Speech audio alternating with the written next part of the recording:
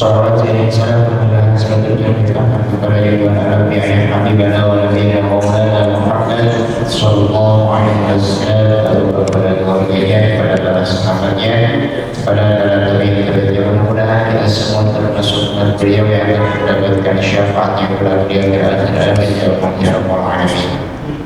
Hadirin yang dirahmati Allah Subhanahu wa taala, sebelum kita melanjutkan kajian pada pagi hari ini, mari kita buka dengan membaca surah Al-Fatihah bersama-sama. Wa ala alihi wa sahbihi wasallam ila hadratin Nabi Al-Fatihah.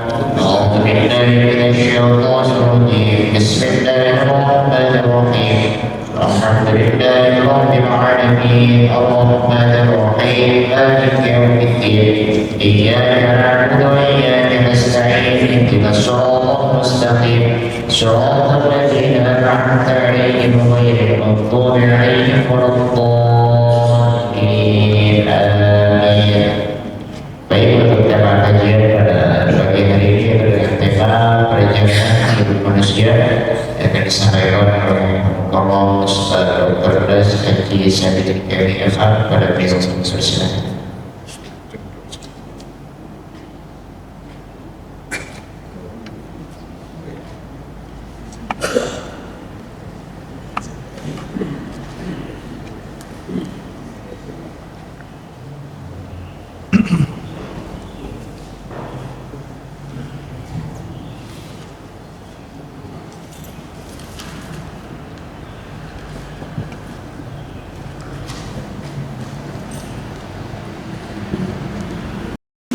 Bismillahirrahmanirrahim. Assalamualaikum warahmatullahi wabarakatuh.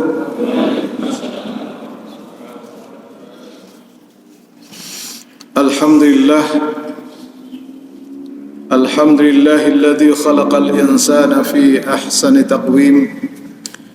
Asyhadu an la ilaha illallah wa asyhadu anna Muhammadar Rasulullah.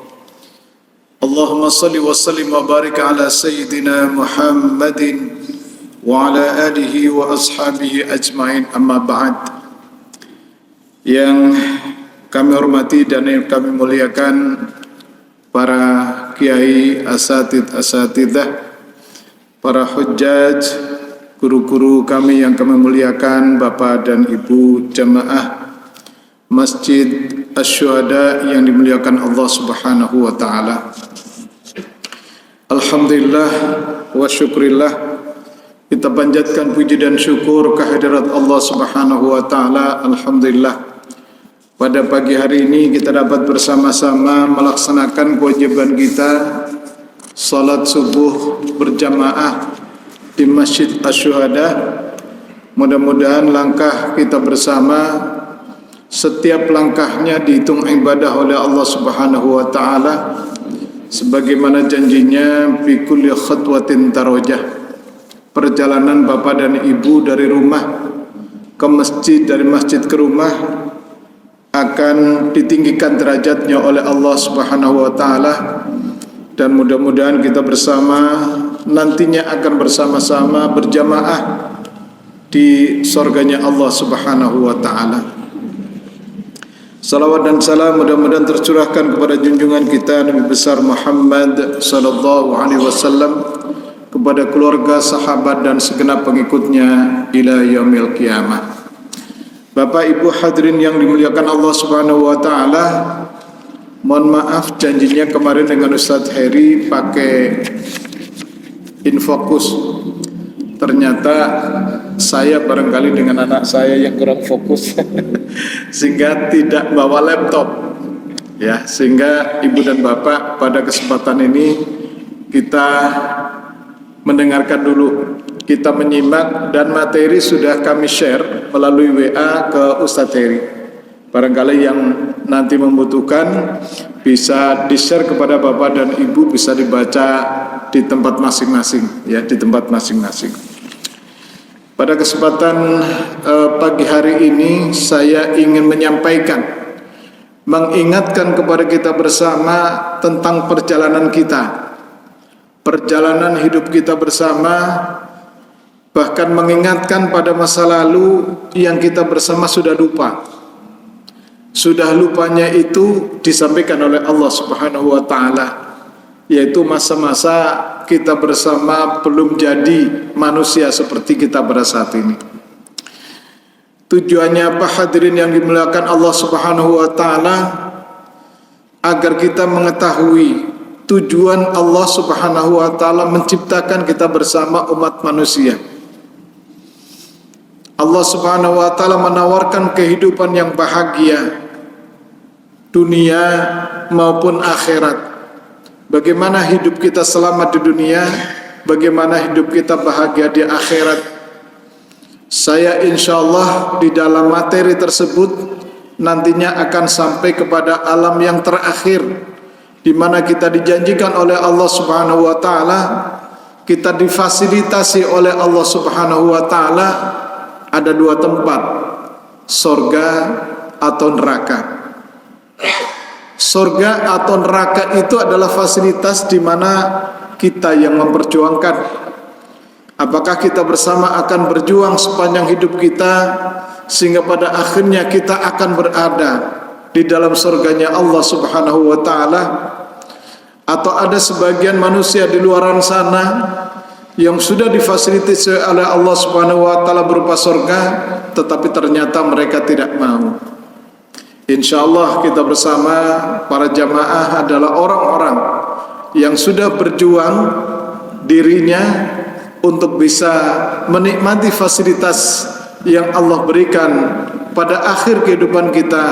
Kita insyaallah akan kembali, akan berada di dalam surganya Allah Subhanahu wa ta'ala.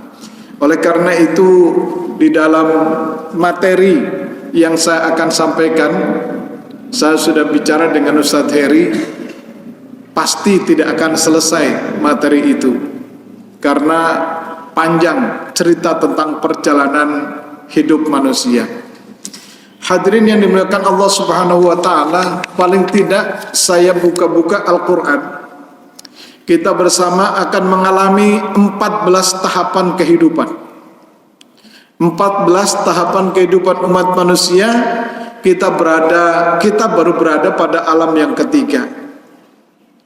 Jadi akan panjang sekali perjalanan setelah kita hidup di dunia menuju kepada alam akhir yang kita bicara sebagai alam akhirah atau akhirat, ya, atau akhirat yang kemudian kita berharap semuanya masuk dalam surganya Allah Subhanahu wa taala. Tahapan tersebut hadirin yang dimuliakan Allah nanti saya akan sampaikan satu persatu. Sampai di mana kita akan membahas pada pagi hari ini tergantung waktu nanti yang akan membatasi kita, bukan materi. Kalau materinya nggak selesai Bapak dan Ibu mohon maaf, tetapi waktu nanti kami bertanya kepada Ustadz Heri sampai jam berapa, sampai waktu syuruk, ya, waktu terbitnya matahari, atau paling lambat jam 6, ya, atau paling lambat jam 6. Jadi kira-kira 1 jam ke depan, atau nanti pembawa acara yang akan nyolek saya, Ustadz sudah cukup, begitu. Hadirin yang dimuliakan Allah Subhanahu wa taala, tahapan kehidupan umat manusia itu yang pertama kita sebut sebagai alam azali. Alam azali itu adalah kita berada, masih ruh kita belum menyatu dengan jasad kita. Bagaimana keadaan ruh nanti kami akan sampaikan berdasarkan Al-Quran dan Sunnah Rasulullah Sallallahu Alaihi Wasallam. Kemudian alam yang kedua kita adalah akan masuki kepada alam rahim, kandungan ibu kita bersama. Barulah kita bersama masuk ke dalam alam yang ketiga yang semua kita berada di sini, yaitu alam dunia. Kapan alam dunia itu akan berakhir? Yaitu pada saatnya kita sudah sampai ajal. Apa itu ajal? Adalah batas yang sudah ditentukan oleh Allah Subhanahu wa taala, kapan kita lahir, kapan kita akan meninggal dunia. Ya, itu nanti kita akan sampaikan, di mana Allah sangat merahasiakan kapan kita bersama akan dipanggil kembali oleh Allah Subhanahu wa taala, di mana kita akan dipanggil oleh Allah meninggal dunianya di mana. bahkan penyebab meninggalnya dunia juga Allah Subhanahu wa taala rahasiakan. Semua rahasia-rahasia itu agar kita bersama mengantisipasi, mempersiapkan diri kapan saja kita dipanggil oleh Allah, kita siap nggak siap, kita ikuti aturan takdir Allah Subhanahu wa taala. Kematian itu nanti akan didahului dengan sakaratul maut. Nanti bagaimana diceritakan oleh baginda Rasulullah SAW ketika merasakan sakaratul maut, sehingga Rasulullah ingin mengambil alih sakitnya umatnya ketika berada pada fase sakaratul maut. Kemudian setelah sakaratul maut kita akan mengalami sebuah fase berikutnya yang disebut dengan kematian. Dan di samping kita selalu mengingatkan kepada kita, rumah akhir kita adalah seperti yang di sebelah pagar di depan, ya, karena al-mautu babun wa kullun nasi dakhiluhu. Kematian itu adalah bagikan sebuah pintu yang semua umat manusia kita bersama akan masuk melalui pintu itu yang disebut dengan pintu kematian, ya.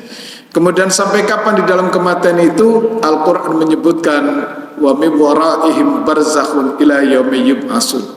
Kita akan tinggal di alam barzah atau alam kuburan sampai dengan hari kebangkitan atau hari kiamat.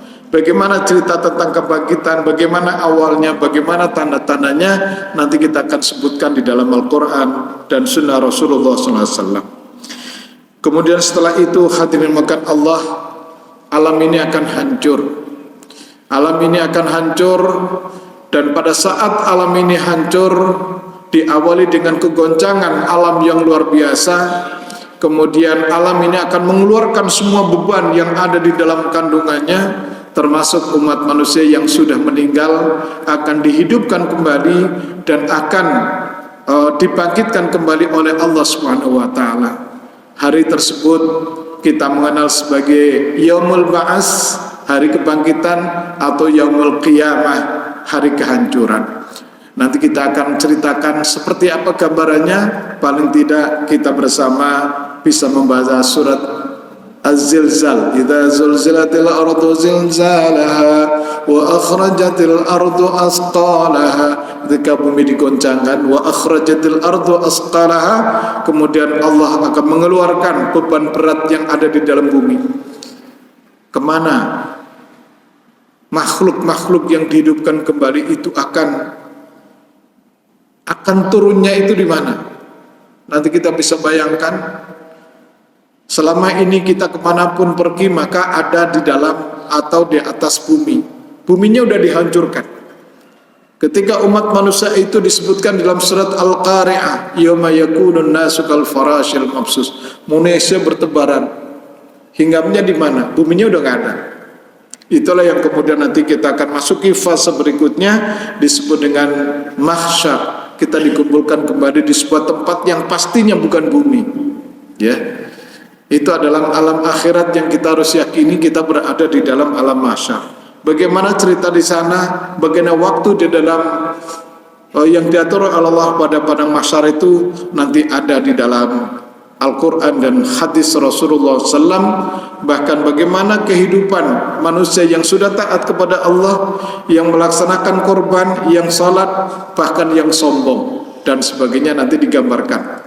Gambaran itu Bapak dan kita bersama bisa baca di dalam hadis panjang, hadis tentang Isra dan Mi'raj Rasulullah SAW, di mana Rasulullah linuriyahu min ayatina, Allah akan memperlihatkan bagaimana surga, bagaimana neraka, bagaimana mahsyar dan sebagainya. Nanti insya Allah pada waktunya kita akan sampai ke situ.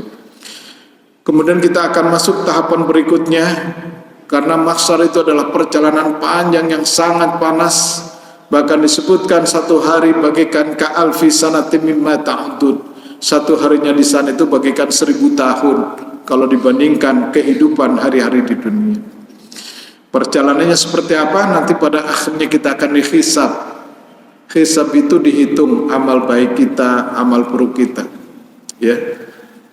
Famay ya'mal misqala dzarratin khairan yarah, yang berbuat baik sekecil apapun nanti diperlihatkan oleh Allah. Wa may ya'mal mithqala dzarratin syarran yarah, barang siapa yang berbuat sekecil apapun kejelekan, kejahatan dan dosa, nanti diperlihatkan kembali oleh Allah Subhanahu wa taala. Itu yaumul hisab. Kemudian Bapak dan Ibu yang dimuliakan Allah, kita akan masuk tahapan berikutnya yang disebut dengan mizan, ditimbang. Amal baik, amal buruknya itu nanti ditimbang. Ya, timbangannya seperti apa? Nanti Al-Quran akan menceritakan. Dan pada akhirnya hadirin wakan Allah, kita setelah ditimbang, maka ada yaumul jaza, hari di mana kita bersama akan dibalas amal perbuatan kita oleh Allah Subhanahu wa taala. Di sana disebutkan hadirin, boleh ditawarkan semuanya, silakan masuk surga. Silahkan masuk surga, itu surga ada di sana. Tapi apa hadirin? Tapi lalui dulu siratal mustaqim. Di mana siratal mustaqim? Kalau kita dulu tanya kepada orang tua kita, bahkan kiai masa lalu, siratal mustaqim itu jembatan yang akan iya, jembatan yang akan menghantarkan kita ke surga. Pasti mereka menceritakan itu jembatan kayak rambut di belah 7, begitu ya Pak dulu. Nanti kita ceritakan, orang kafir itulah yang digambarkan bahwa jembatan menuju surganya itu kayak rambut di belah 7. Itu adalah sebuah kiasan, nggak mungkin orang bisa belah rambut di belah 7, dan bahkan seandainya bisa juga nggak mungkin mata kita bisa melihat. Itu adalah gambaran bagi orang yang kafir bahwa mereka dibangkitkan oleh Allah. Al-Quran menyebutkan ka'annahum a'ma, mereka itu dibangkitkan dalam keadaan buta. Mereka protes, kenapa ya Allah aku dibangkitkan dalam keadaan buta? Waqad kuntu basirah, dulu aku melek, bisa melihat. Nah, orang yang buta nggak usah rambut di belah 7 Pak, dikasih tahu di depan Masjid Asy-Syuhada ada jalan raya yang lebar, nggak bisa melihat dia Pak. Nah, karena tidak bisa melihat, maka dia akan tergelincir. Tergelincirnya kemana hadirin yang melakukan Allah Subhanahu wa taala? Di dalam hadis Muslim, siratal mustaqim itu adalah jembatan yudrabu 'alaiha min nari jahannam, yang diletakkan pada dua sisi neraka jahanam. Ketika orang tidak mengetahui itu ada jembatan dan sebagainya, kenapa? Karena mereka buta. Siapa yang buta? Orang-orang yang kafir. Maka mereka akan tergelincir masuk ke dalam neraka. Maka neraka tidak ada pintunya hadirin. Al-Quran menyebutkan Pak, wasiqal ladzina kafaru ila jahannam zumara hatta idza ja'uha futihat abwabuha wa qala lahum khazanatuha alam yatikum rusulun minkum yatluna 'alaikum ayati rabbikum, dan seterusnya. Akan digiring orang-orang kafir ila jahannam zumara, kepada neraka jahanam, hatta idza ja'uha, kalau sudah nyampe, futihat abwabuha, terbuka pintunya, masuk mereka ke dalam neraka itu. Maka oleh karena itu Al-Quran sering kita mendengar para asatidz menyebutkan, ya ayyuhalladzina amanu qu anfusakum wa ahlikum nara wa quduhan nas wal hijarah. Wahai orang-orang yang beriman, jaga dirimu, jaga keluargamu dari api neraka yang kayu bakarnya itu dari manusia dan batu. Kenapa manusia itu langsung menjadi kayu bakar? Karena mereka begitu niti siratal mustaqim kemudian tidak bisa melihatnya, mereka langsung masuk ke dalam neraka jahim. Mereka kemudian menjadi kayu bakarnya, yang di dalam neraka itu sudah ada batu-batu yang menyala. Maka disebutkan kayu bakarnya dari manusia dan batu. Orang yang beriman kepada Allah hadirin, insya Allah seluruh kita tidak akan merasakan bagaimana menuju surga melalui siratal mustaqim.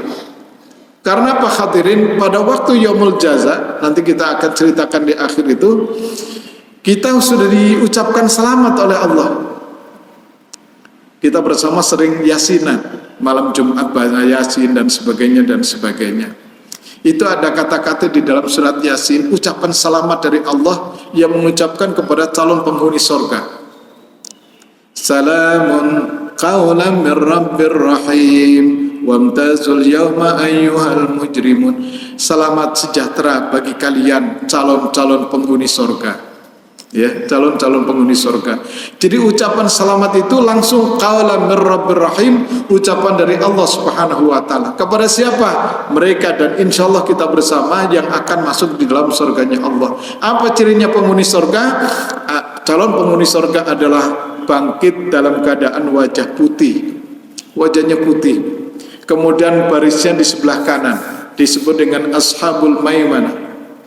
Hari itu disebutkan oleh Allah, yauma tabyaddu wujuh wa taswaddu wujuh, fa ammal ladzina aswaddat wujuhuhum akafartum ba'da imanikum fadhuqul 'adzaba bima kuntum takfurun, wa ammal ladzina biyaddat wujuhuhum fa fi rahmatillah hum fiha khalidun. Ketika dibangkitkan nanti, ya, dari alam kubur itu ada wajahnya hitam, ada wajahnya putih.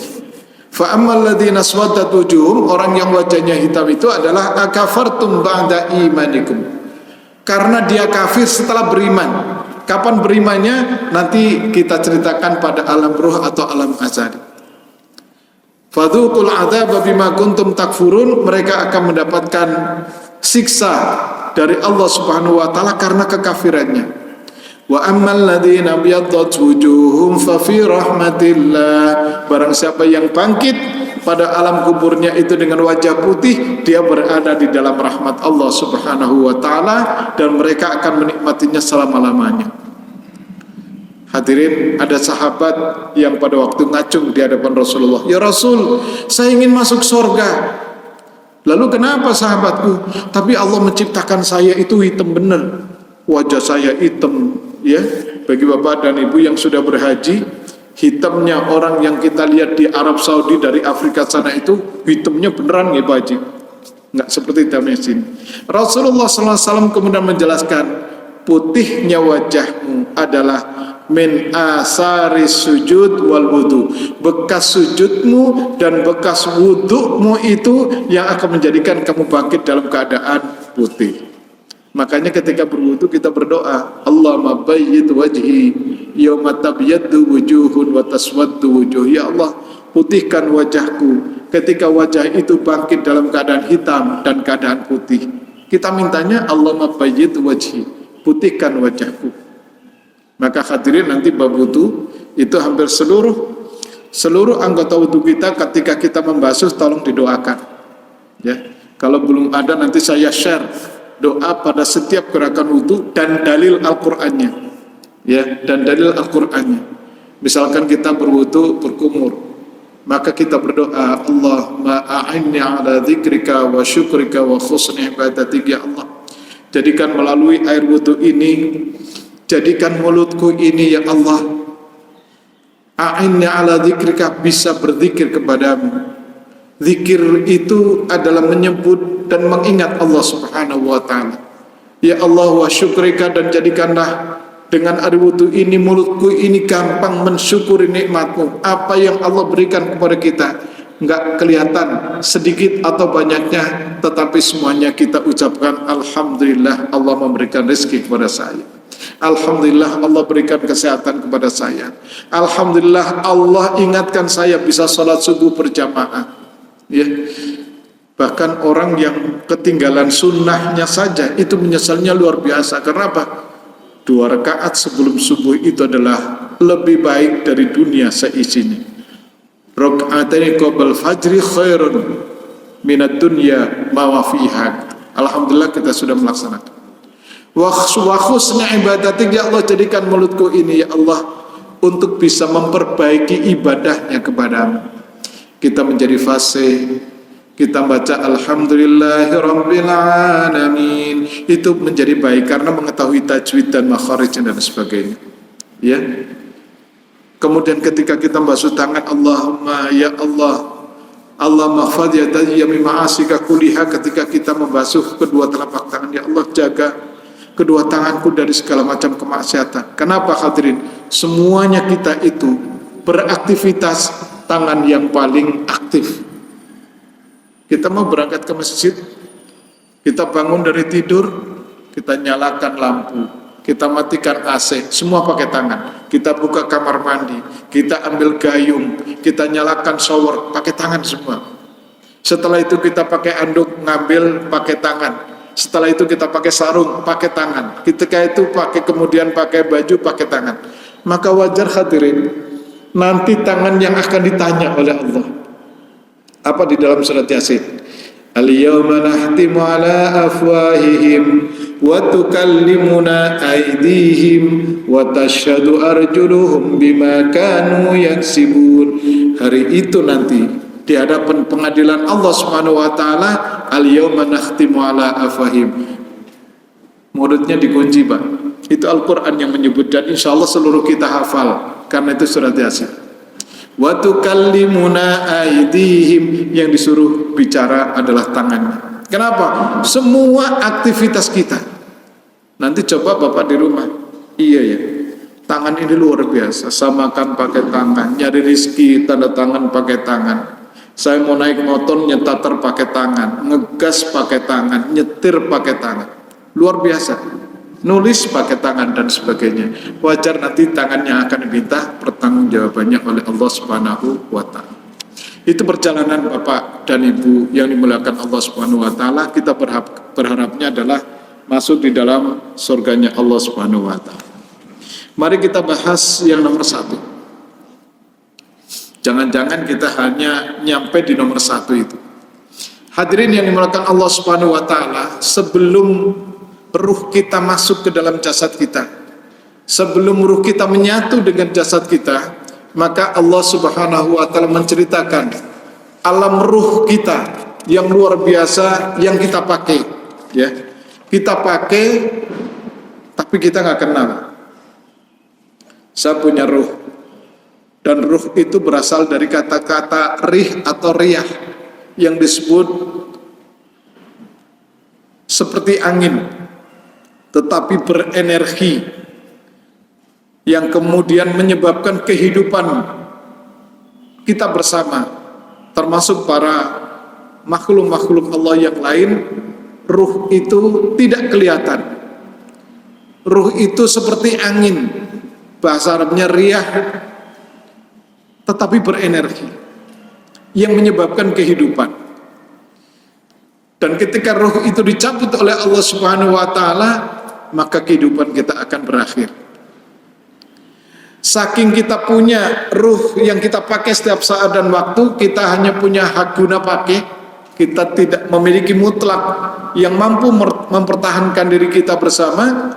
Itu para sahabat itu saling berpolemik, saling bertanya. Maka Allah Subhanahu wa taala berfirman di dalam surat Al-Isra ayat 85, Allah bicara dengan Nabi Muhammad. Wahai Nabi, saya melihat jamaah para sahabat itu, mereka sedang berpikir tentang ruh yang dimiliki oleh mereka. Bahkan mereka saling berdiskusi, ruh itu apa? Yang kita pakai ini ruh. Maka Allah menceritakan di dalam surat Al-Isra ayat 85, yas'alunaka 'anir ruh. Akhirnya mereka bertanya kepada Muhammad tentang ruh. Kita bersama punya ruh. Kemudian Allah mengatakan, kulir ruhu min amri rabbi wa ma utitu minal ilmi illa qalila. Sudah, katakan kepada para sahabatmu itu nggak usah berdiskusi tentang ruh, karena ruh itu urusanku. Saya akan pakaikan kepada siapa yang memakai ruh itu urusanku. Kapan aku ambil kembali ruh yang mereka pakai, itu urusanku. Wa ma utitu minal ilmi illa qalila. Seluruh pengetahuan tentang diri kita saja itu tidak seluruhnya dikasih oleh Allah Subhanahu wa taala, termasuk mengetahui tentang pengetahuan ruh kita bersama. Lalu bagaimana hadirin yang dimuliakan Allah Subhanahu wa taala? Manusia ini diciptakan oleh Allah sebagai makhluk yang terakhir yang diciptakan oleh Allah. Sebelum kita diciptakan, Allah sudah menciptakan makhluk-makhluk yang lain. Apa contohnya hadirin yang dimuliakan Allah Subhanahu wa taala? Contoh di dalam surat Al-Baqarah ayat 30. Sebelum kita diciptakan, Adam alaihissalam diciptakan, Allah itu sudah menciptakan bumi. Tapi bumi ini kosong. Maka diceritakan di dalam surat Al-Baqarah ayat 30, wa qala rabbuka lil malaikati inni ja'ilun fil ard. Sudah disebutkan di situ oleh Allah. Ketika Allah bicara dengan para malaikat, berarti malaikat sudah diciptakan. Malaikat inni ja'ilun fil ardi, aku akan ciptakan di muka bumi ini, berarti bumi itu sudah ada. Khalifah, pengelola, penguasa di atas bumi ini. Itu diskusi Allah di dalam surat Al-Baqarah ayat 30. Kemudian pada ayat 34-nya, itu Allah menceritakan bahwa Allah sudah menciptakan malaikat, Allah sudah menciptakan iblis. Di situ disebutkan wa idh qulna lil malaikati isjudu li adama fasajadu illa iblis aba wastakbar wa kana minal kafirin. Ketika Allah meminta kepada makhluk-makhluk ciptaan Allah yang lain untuk sujud kepada Adam, fasajadu, seluruhnya sujud illa iblis. Berarti iblis sudah diciptakan oleh Allah sebelum umat manusia. Kemudian Allah Subhanahu wa taala juga sudah menciptakan sorga dan neraka sebelum diciptakannya manusia. Bisa dilihat di dalam surat Al-Baqarah ayat 35. Wa qulna ya Adam uskun anta wa zaujukal jannah. Wahai Adam, aku sudah menciptakan engkau, tinggallah di dalam surga itu. Berarti Allah sudah menciptakan surga. Kemudian Allah juga di dalam surat Al-Baqarah ayat 36-nya Allah sudah menciptakan syaitan. Fazallahuma syaitanu anha fa akhrajahuma mimma kana fih. Kemudian setan menggoda Adam. Setan itu berarti sudah diciptakan, yang kerjanya menggoda Adam dan menggelincirkan Adam alaihissalam. Hadirin yang dimuliakan Allah Subhanahu wa taala, ruh kita bersama sebelum menyatu dengan jasad kita, yang kemudian kita bisa belajar dari anak-anak kita belajar dari proses perjalanan kehamilan istri kita. Itu disebutkan di dalam surat Al-A'raf ayat 172. Seluruh ruh yang dipakai oleh kita bersama, juga oleh orang-orang lain, baik yang mukmin, yang kafir, mukmin maupun non mukmin, muslim maupun non muslim, ya, mukmin atau kafir, seluruhnya sudah beriman kepada Allah. Seluruh ruhnya itu sudah beriman sebelum menyatu dengan jasad kita. Bisa dibaca Al-A'raf 172. Alam ketika ruh kita belum menyatu dengan jasad kita disebut dengan alam azali, alam para ruh.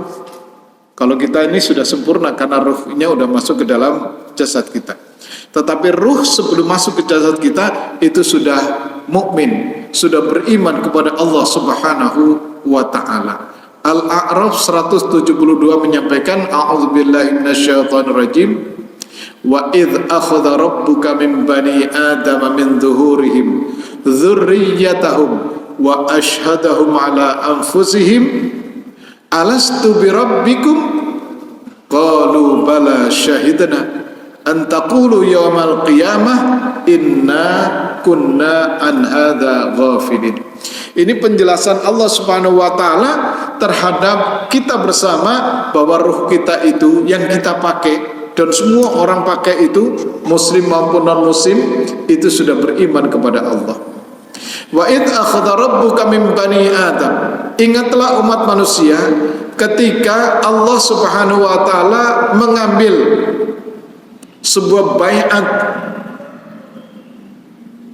dari anak-anak cucu Adam, dzurriyyatahum, kepada anak-anak cucunya itu, ketika mereka masih berada di dalam ruh, ketika mereka masih berada di dalam tulang sulbi, para ruh itu dikumpulkan oleh Allah. Allah kemudian bertanya, wahai para ruh, alastu birabbikum, apakah kamu percaya bahwa aku ini Tuhanmu? Apakah aku ini Tuhanmu atau bukan, wahai para ruh? Semua ruh itu menjawab, termasuk ruh yang kita pakai. Qalu, kemudian para ruh itu menjawab, bala syahidana. Iya ya Allah, kami bersaksi Engkau adalah Tuhanku. Persaksian Engkau adalah Tuhanku itu menyatakan penjelasannya bahwa para ruh itu sudah beriman kepada Allah Subhanahu wa taala.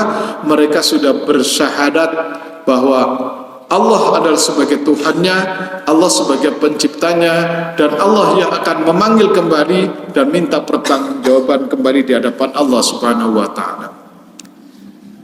Nah, ketika kita ditanya, kita ingat nggak hadirin bahwa ruh kita itu sudah pernah berjanji di hadapan Allah, ruh yang kita pakai? Jawabannya pada akhir surat Al-A'raf 172, antaqulu yaumal qiyamah inna kunna an hadza ghafilin. Lupa, kita semua lupa. Saya lupa, Bapak, Ibu, Haji, hadirin lupa. Tetapi karena kita ngaji, kita diingatkan kembali oleh Allah Subhanahu wa taala. Tetapi karena kita membaca Al-Quran sampai kepada Al-A'raf 172, kita ngerti terjemahnya. Oh, dulu kita seperti ini, dulu kita sudah melaksanakan perjanjian di hadapan Allah Subhanahu wa taala, kita beriman kepada Allah Subhanahu wa taala, walaupun sekarang lupa. Tetapi ada orang yang lupa dan pasti lupa. Mereka nggak pernah ngaji, mereka nggak pernah taklim, mereka tidak membaca Al-Quran, mereka lupa untuk selamanya. Mereka orang yang lupa terhadap ini adalah golongan-golongan orang yang kafir, yang mereka memang tidak mau tahu tentang Allah sebagai Tuhannya. Kemudian hadirin dimuliakan Allah, ruh yang sudah muslim, mukmin, sudah bersyahadat ini kapan menyatunya dengan jasad kita? Maka disebutkan oleh Allah Subhanahu wa taala di dalam makalah, ada Bapak dan saudara sekalian, itu kami di dalam videonya sebenarnya nanti di dalam proses kejadian umat manusia, menyatunya umat manusia ruh dengan janin itu kami gambarkan di dalam video. Nanti bisa diputar oleh Bapak dan Ibu sendiri. Kemudian penjelasan proses penciptaan umat manusia itu nanti bisa dilihat di dalam surat Al-Mu'minun ayat 12 sampai dengan 14. Kemudian penjelasan di dalam hadisnya bisa dilihat di dalam hadis qudsi. Apa hadis qudsi? Hadis qudsi adalah ucapan Allah Subhanahu wa taala yang disampaikan oleh Rasulullah sallallahu alaihi wasallam, di mana Rasulullah menyampaikan, qala Rasulullah sallallahu alaihi wasallam, qala Allah taala. Dalam kumpulan-kumpulan hadis qudsi sekarang kan sudah diterjemah. Ya, babnya adalah bab tentang ruh, nanti bisa dilihat di dalam hadis yang diriwayatkan oleh Abdullah ibnu Mas'ud, kalau sering disebut An ibni Mas'ud. Hadis Ibnu Mas'ud radhiyallahu anhu, qala Rasulullah sallallahu alaihi wasallam wa huwa shadiqul masduq. Rasulullah adalah orang yang paling bisa dipercaya, qala menceritakan tentang menyatunya umat manusia itu antara ruh dengan janin. Ya, qala Rasulullah sallallahu alaihi wasallam annahu, ini ibu-ibu yang merasakan, ya. Ibu-ibu di depan saya yang tidak terlihat itu yang merasakan, ya. Bapaknya tahu tentang perkembangan. Diceritakan di dalam hadis qudsi ini, annahu yujma'u khalqa ahadikum fi batni ummihi arba'ina yawman. Sesungguhnya proses terjadinya positif menjadi makhluk yang disebut umat manusia ketika seorang suami berhubungan dengan seorang istri. Al-Quran yang menyebutkan bahwa seorang suami kemudian mengeluarkan sperma, ketemu dengan ovum dari seorang istri, ya, seorang istri, proses kejadian umat manusia adalah berproses 40 hari 40 malam dalam bentuk apa? Nutfah.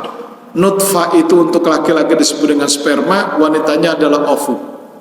Ketika bertemu maka akan terjadi, kedokteran menyampaikan positif, jadi calon janin atau calon umat manusia. Habis ya Pak? Oke. Kirain batasan udah berhenti. Maka berproses dalam 40 hari 40 malam.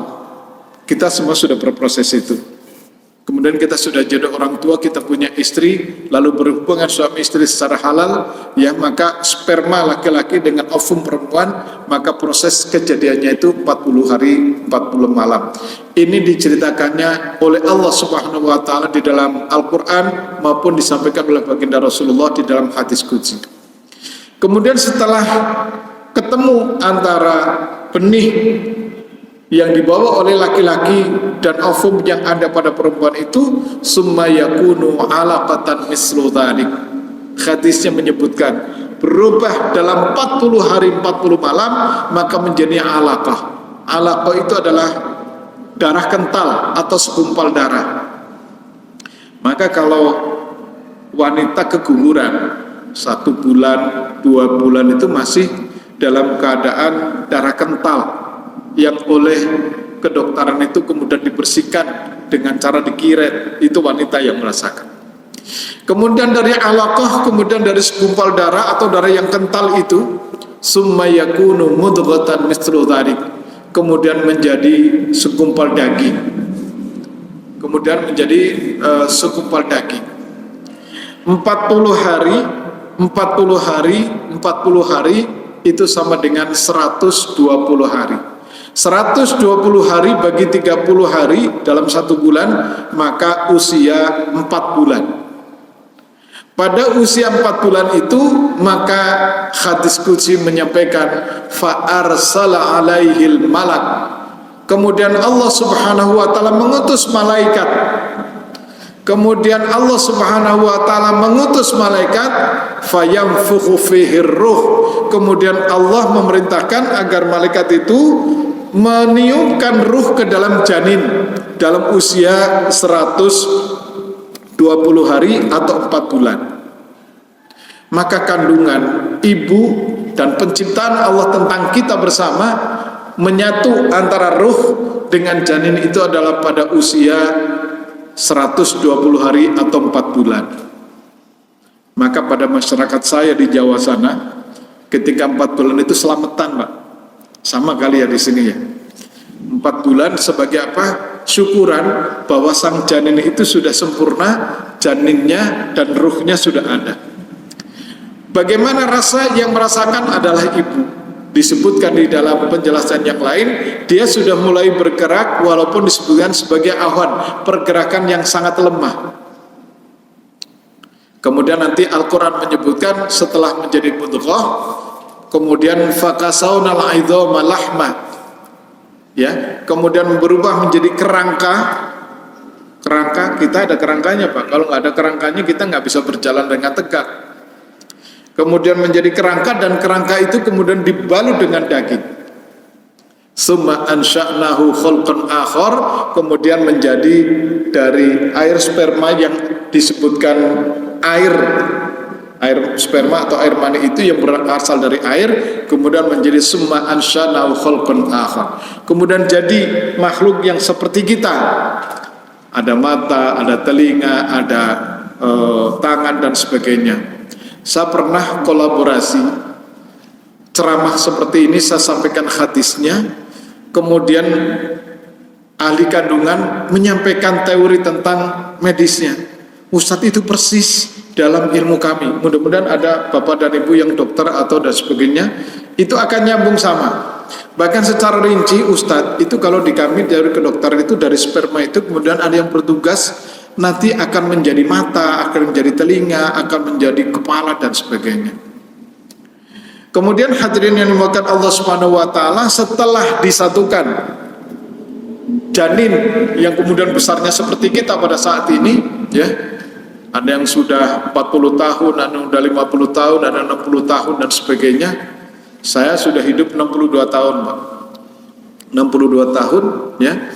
Kemudian hadirin makan Allah Subhanahu wa taala, ketika masih janin itu disempurnakan dengan ruh, fayuk tabu bi arba'i kalimat. Ditetapkan 4 hal. Usia 120 hari atau 4 bulan sudah takdir Allah menyebutkan di situ. Fayuk tabu bi arba'i kalimat, ditetapkan 4 hal.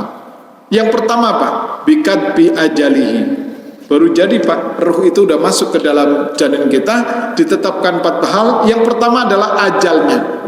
Kapan sang jabang bayi ini akan lahir, kapan sang jabang bayi ini nantinya akan meninggal. Disebutkan di dalam janin usia 120 hari. Jadi kapan kita akan meninggal dunia Pak? Itu sejak dulu sudah disebutkan oleh Allah Subhanahu wa taala, ya. Itu. Kemudian yang kedua adalah bikatbi rizkihi, rizkinya Pak. Itu Allah Subhanahu wa taala salah menetapkan ketika kita usia 120 hari. Bahkan bikatbi a'malihi, profesinya Pak. Saya pensiunan pegawai negeri. Jadi ketika dijanin nanti Pak Sadirin ini akan menjadi pegawai negeri di mana. Kemudian sudah ditetapkan yang keempat syaqiyyin aw sa'idin. Kapan akan sakit, kapan akan bahagia, sehat dan sebagainya, ditetapkan di dalam alam rahim.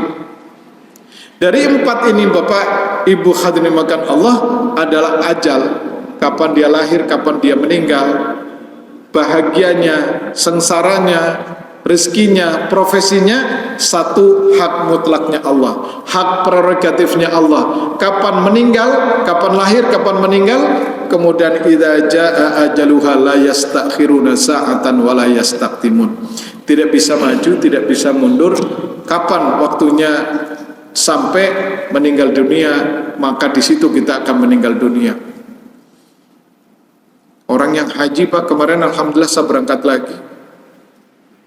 Berangkatnya sehat, dilepas dengan harapan mudah-mudahan nanti pulang dalam keadaan sehat dan mendapatkan haji yang mabrur.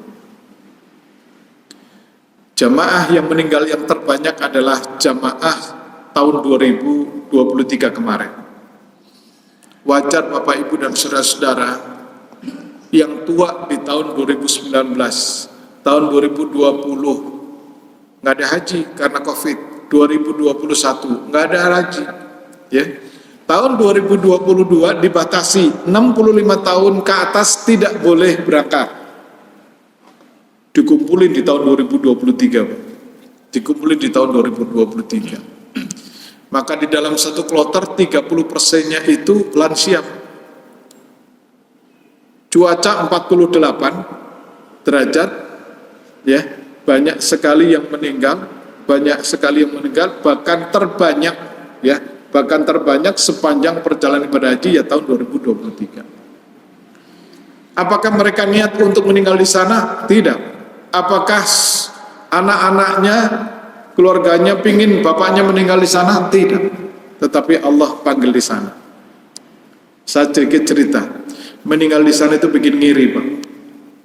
Saya kalau ada jamaah yang meninggal, saya senang ngikut ngurus. Ikut ngurus Pak. Ngurusnya di mana Ustaz? Kita cari markas tajhiz jenazah. Pusat merapikan jenazah itu. Nanti kita urusin, begitu di sana kita pengen lihat, maka mereka bertanya, "Suf, mau lihat?" Iya, kita lihat. Setelah itu Pak, kita fadhal fi syahi fi kahwa fi laban. Silakan, ada kopi, ada teh, ada susu. Suruh nunggu kita Pak. Yang bikin enak ngurusin jenazah di sana itu, nanti kita keluar pakai ambulans sampai ke Masjidil Haram atau Masjid Nabawi, kemudian di depan pagar itu kita dijemput dengan mobil yang biasa dipakai golf itu, masuk langsung ke dalam Masjidil Haram, ya, masuk langsung ke Masjidil Haram, kita mendapatkan tempat khusus. Di Masjid Nabawi juga kita mendapatkan tempat khusus. Yang bikin ngiri apa Pak? Ya Allah, saya pengen meninggal di sini tapi jangan sekarang gitu, kadang-kadang gitu. Saya pengen pulang lagi. Yang bikin ngiri Pak, saya dipeluk ketika saya ngurusi jenazah jamaah saya di tahun 2017. Saya dipeluk oleh orang-orang Turki, ya. Kamu harus tabah, bapakmu pasti masuk surga. Saya dalam piring kaget. Bapakmu pasti masuk surga. Apa alasan mereka? Coba kamu pikir, kamu bayangkan dengan bahasa dia. Bapakmu disolatkan di Masjidil Haram, bapakmu disolatkan di Masjid Nabawi. Kemarin saya sholat di Masjid Nabawi, sebelumnya saya sholat di Masjidil Haram. Kita sholatnya ada space khusus, Pak. Space khusus untuk mengantar jenazah. Di Masjid Nabawi, imam besarnya itu sholat. Habis sholat, kemudian kita mendengar, Sallu alal amwad yarhamakumullah, sholatlah untuk para jenazah. Allah merahmat. Ini imamnya bergeser, Pak. Di depan jenazah, langsung itu kalau di Masjid Nabawi. Kita, para pengiring jenazah itu diminta, khutbah, maju. Persis, Pak, ini imamnya saya sholat di belakang. Itu berasa kayak sholat bersama malaikat, Pak. Imam besar. Cuman izin, Pak, nggak ada yang foto saya ya sebelah itu. Jadi saya nggak punya dokumennya sholat di belakangnya imam. Itu, Pak. Bapakmu pasti masuk surga. Kenapa? Disolatkan di Masjid Nabawi atau disolatkan di Masjidil Haram. Dan semua yang doa itu orang baik-baik, orang bersih-bersih dari seluruh dunia, jutaan umat manusia mendoakan Allah maghfirlahu warhamhu wa'afi wa'afu. Ya Allah, ampuni dia, maafkan dia. Semua, Pak, dari orang-orang yang baik, yang sedang berhaji, yang pasti mereka itu sudah menyatakan di bertobat kepada Allah. Iya, betul ya, sebut. Ini orang benar.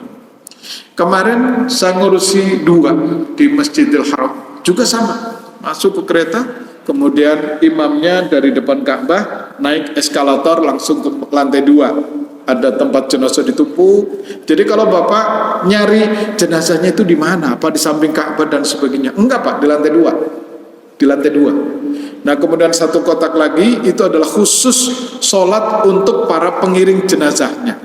Jadi kita nggak berdesak-desakan dan sebagainya, depannya Ka'bah, ya, depannya Ka'bah. Jadi silakan Bapak dan Ibu nanti kalau berangkat haji ada jenazah ikut, Pak. Pertama memang itu dijamin oleh Allah akan mendapatkan pahala yang sangat banyak. Yang kedua kita dapat fasilitas istimewa karena kita tidak berdesakan dengan jamaah yang lain langsung di sebuah tempat yang seperti itu. Hadirin dimakan Allah Subhanahu wa taala, mereka meninggal di sana.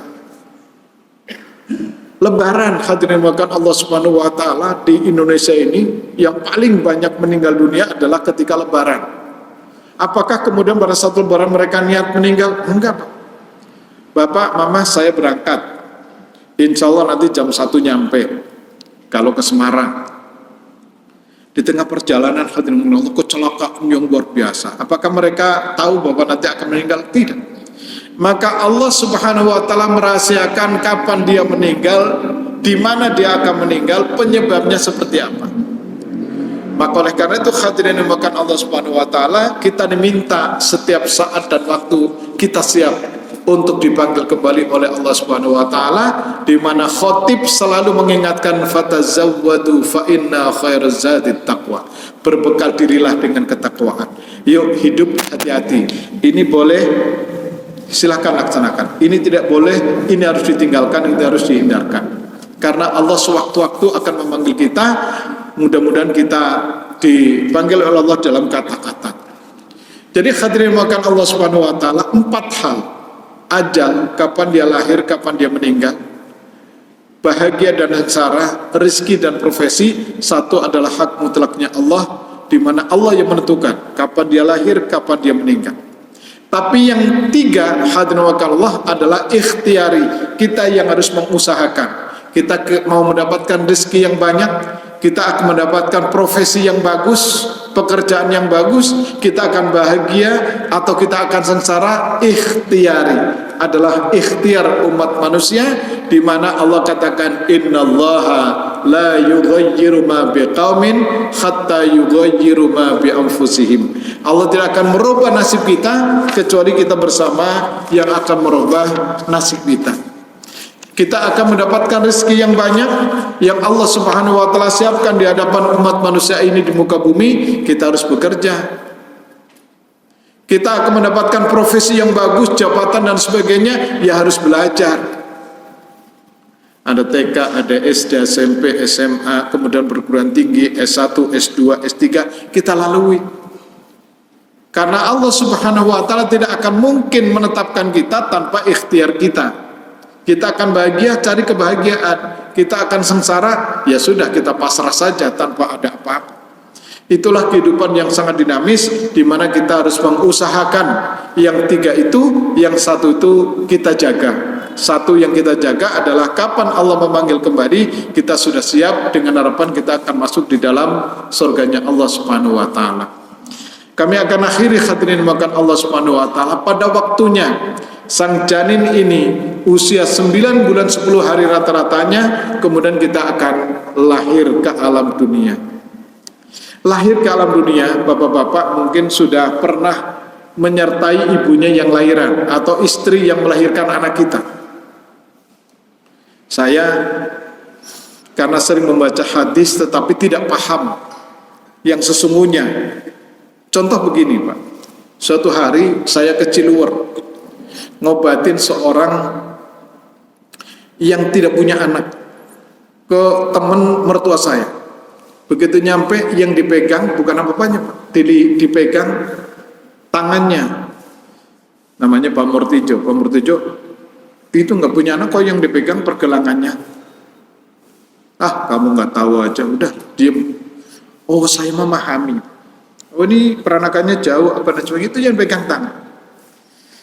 Nabi Muhammad SAW ketika seorang sahabat akan nikah, datang kepada Rasulullah, ya Rasulullah saya mau nikah, tolong nikahkan saya dengan gadis pilihan saya. Apa kata Rasulullah? Kamu sudah lihat wajahnya? Belum. Maka Rasulullah memerintahkan kepada sahabatnya, undur ilal wajha wa kaffaiha. Yang disuruh Pak, dilihat wajahnya dan dua telapak tangannya. Saya nggak paham kenapa telapak tangan. Kalau di dalam hadis itu kan disebutkan kalau wajah adalah daya tariknya. Wih, cuantik kata orang kan, itu wajahnya. Wa kaffaiha, apa urusannya dengan tangan? Saya baru paham di tukang urut. Ya, tukang urut bagaimana orang ini bisa hamil. Oh, ternyata di tangan itulah tingkat kesuburan wanita. Ini para ibu mungkin paham, ya. Para ibu mungkin paham.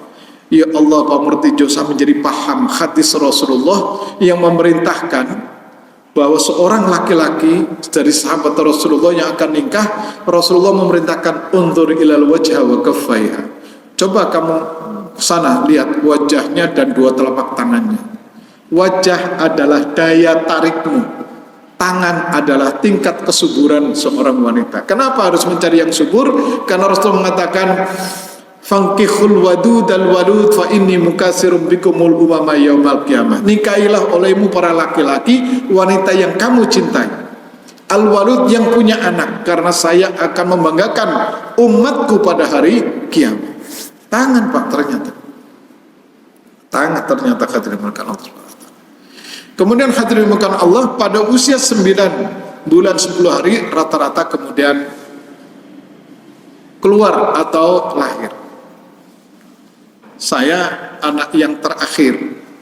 Anak yang terakhir. Istri saya mau melahirkan, saya mau ujian tesis S2. Saya gelisah di hadapan para dokter dan para bidan. Bapak kenapa gelisah? Saya mau ujian S2. Bapak ujian aja. Lahiran kan urusan saya, katanya begitu.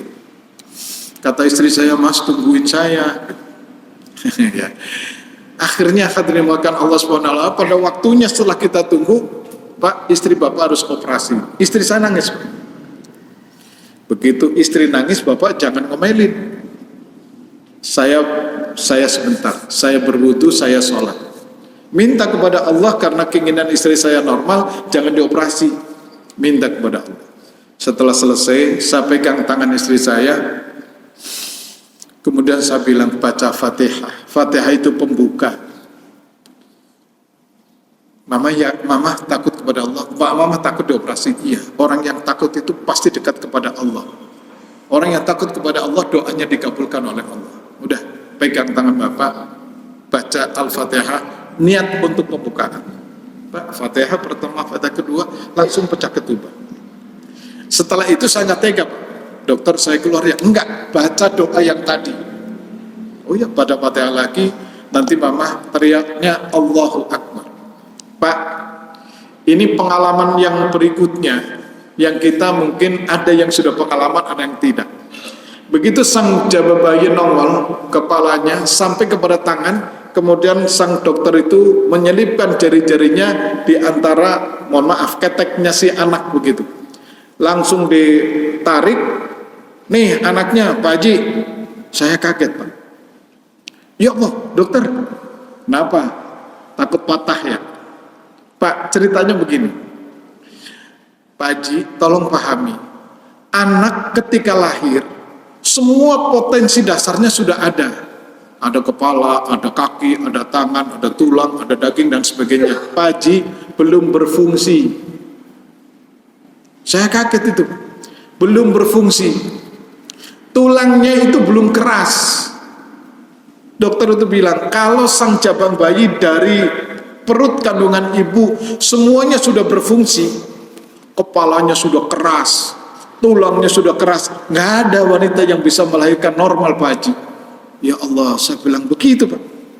Udah pernah dengar belum, Pak, cerita itu?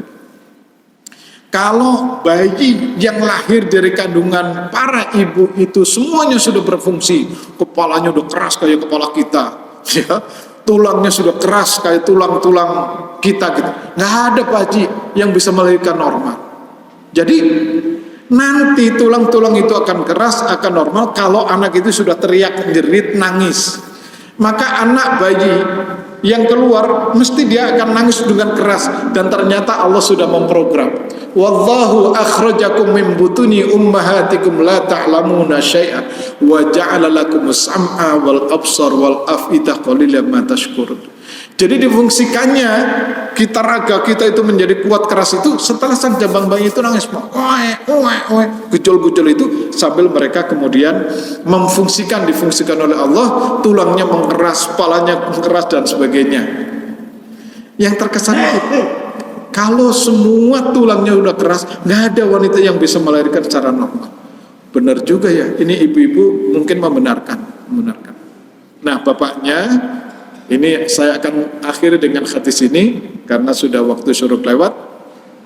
Begitu lahir, maka hadis baginda Rasul Muhammad SAW memerintahkan, man wulidalahu waladun yusannu ayyu'adzina fi udhunihil yumna wa yuqamu fi udhunihil yusra.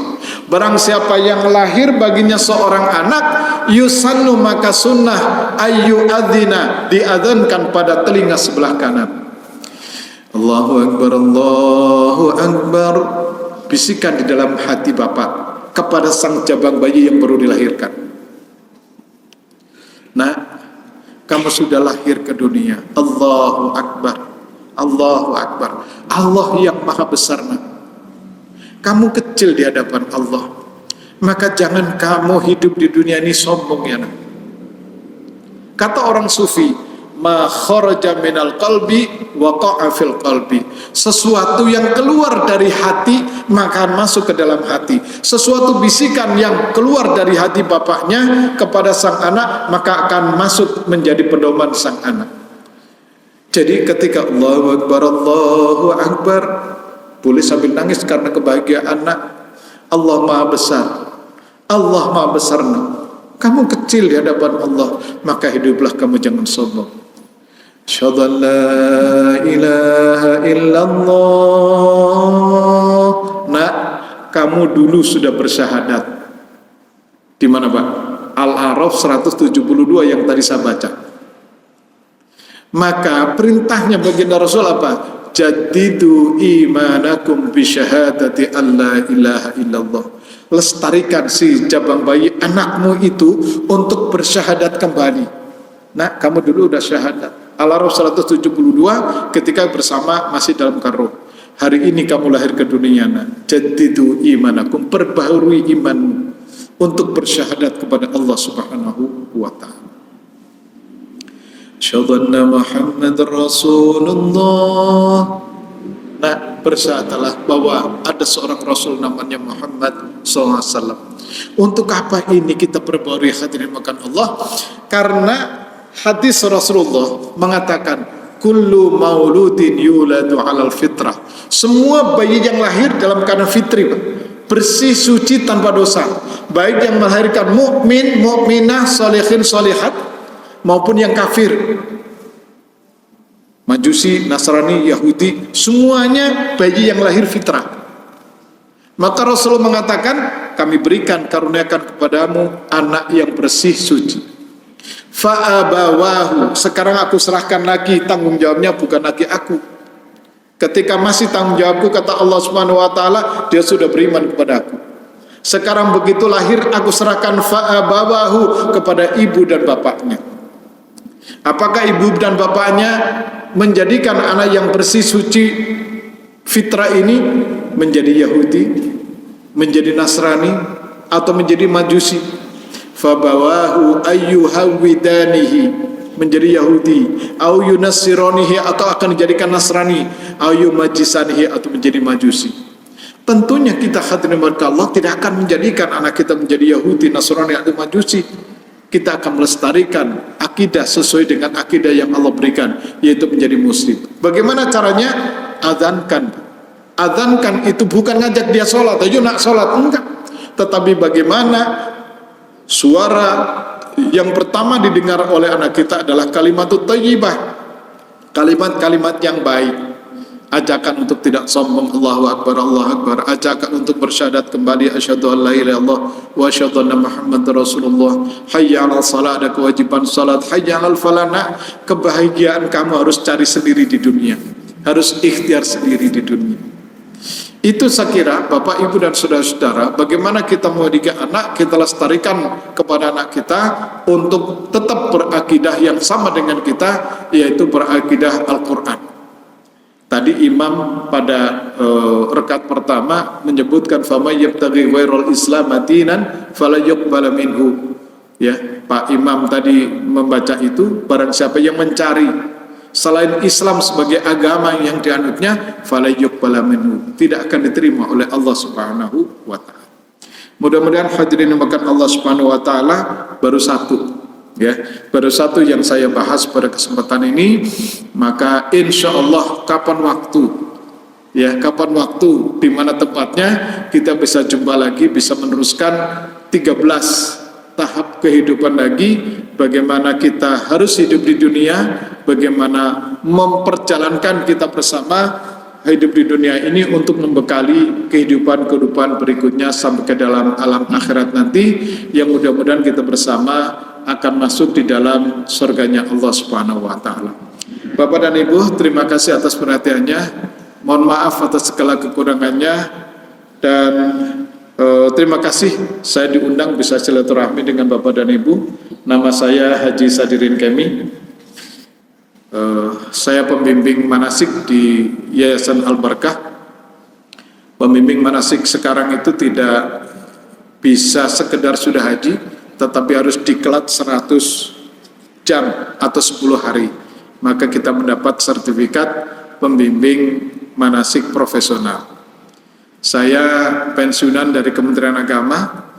Ada saudara saya di sini, ada Bu Hajjah Nilma Yeti, itu adalah mungkin di belakang hadir, itu satu ruangan dengan saya. Jadi insya Allah Bapak dan Ibu nanti akan berkonsultasi, akan berdiskusi berbagai hal, misalkan tentang perhajian, saya mantan kepala bidang haji, misalkan tentang kehidupan rumah tangga, saya bersama Bu Nilma Yeti itu ngurus PP4, kayaknya udah menginjak 15 tahun lebih.